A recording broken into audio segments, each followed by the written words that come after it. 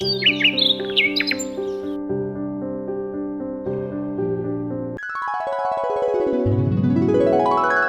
गांव था। उस गांव में एक छोटे से घर में रमेश नामक गरीब किसान रहता था, जिसके 2 बच्चे और एक पत्नी थी।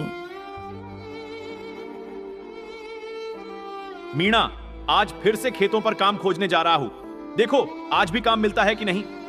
आज काम खोज लीजिएगा जी, क्योंकि घर पर एक भी राशन नहीं बचा हुआ है। हाँ हाँ मीणा, मैं पूरी कोशिश करूंगा काम खोजने का। तुम चिंता ना करो। ठीक है मीना, मैं जाता हूँ। फिर रमेश काम की तलाश में घर से बाहर निकल जाता है और वह खेतों की ओर जाने लगता है।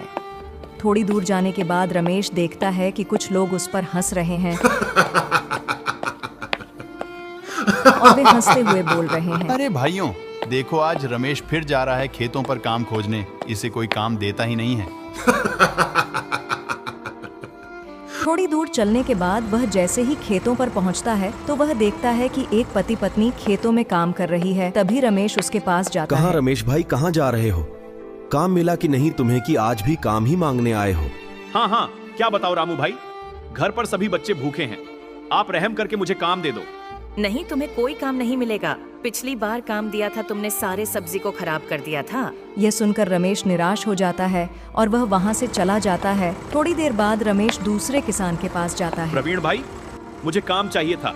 यह सुनते ही प्रवीण नामक किसान गुस्से से लाल हो जाता है। अरे रमेश, मैंने तुम्हें मना किया था ना कि यहाँ पर काम मांगने मत आना, तू फिर आ गया। ऐसा मत बोलो प्रवीण भाई, आप मुझे कोई भी काम दे दो, मैं उसे काम को बहुत अच्छे से करूंगा। अच्छा, मुझे तुम्हारी कोई जरूरत नहीं है, चलो अब यहाँ से जाओ। रमेश फिर से नाराज हो जाता है और अब वह घर के लिए जाने लगता है और कुछ समय बाद शाम भी हो जाती है। रमेश अपना घर पहुंचने ही वाला होता है कि सामने से एक बाबा जी आते हैं और रमेश से बोलते हैं, अरे बेटा, क्या बात है? तुम इतना चिंता में क्यों हो? कुछ बात है तो मुझे बताओ।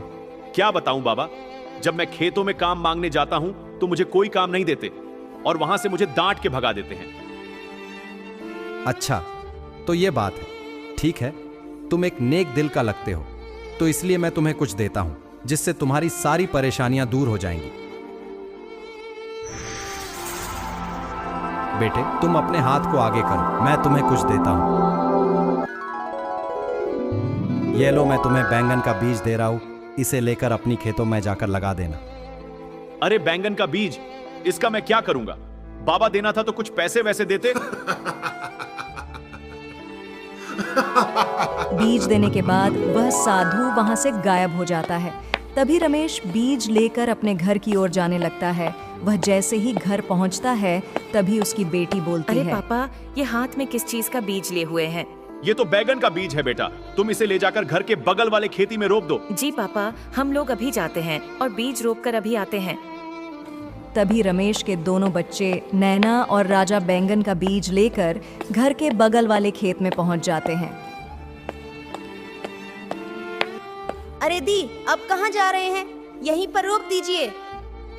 हाँ भाई, तुम सही कह रहे हो, मैं इस बीज को यही रोप देती हूँ भाई। दोनों भाई बहन मिलकर उसे बैंगन के बीज को वहीं रोप देते हैं। अब घर चलो, कल सुबह पापा के साथ आगे देखेंगे। हाँ दी, तुम ठीक कह रही हो, हम कल आते हैं।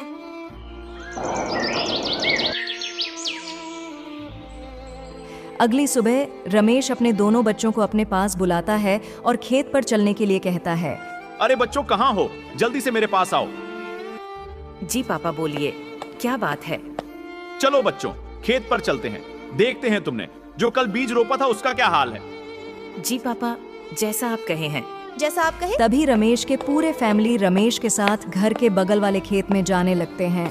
वह बगल वाले खेत में जैसे पहुंचते हैं, वहां पर बहुत सारे बैंगन का पेड़ देखकर वह चौंक जाते हैं। अरे दीदी, ये इतना बड़ा बैंगन का पेड़ कैसे बन गया? हम लोगों ने तो कल ही बीज लगाया हाँ था। भाई, तुम सही कह रहे हो। चलो पापा से पूछती हूँ। पापा, ये बीज पेड़ कैसे बन गया? अरे बेटा, मुझे खुद नहीं पता है ये बीज इतनी जल्दी इतना बड़ा पौधा कैसे बन गया। याद कीजिए जी, वह बीज आप कहाँ से लाए थे? शायद वह बीज ही चमत्कारी होगी। इतना सुनते ही रमेश सोचने लगता है, यश, मुझे याद आ गया, ये बीज तो मुझे बाबा ने दिया था। इसका मतलब इस बीज से उगने वाला बैंगन जादुई बैंगन है। जादुई बैंगन बोलो। मैं बैंगन बोल रही हूँ। तुम जितना चाहो उतना तोड़ सकते हो, हम लोग कभी नहीं खत्म होंगे। मैं ऐसा करती हूँ, सारे बैंगन को तोड़ लेती हूँ। ठीक कह रही हो, फिर इसे बाजार में ले जाकर बेच देंगे। फिर मीना बहुत सारे बैंगन को तोड़कर टोकरियां में भरती है और खुश होते हुए रमेश से बोलती है, ये देखिए, मैंने सारे बैंगन को तोड़ लिया हूँ। अब चलिए घर चलते हैं।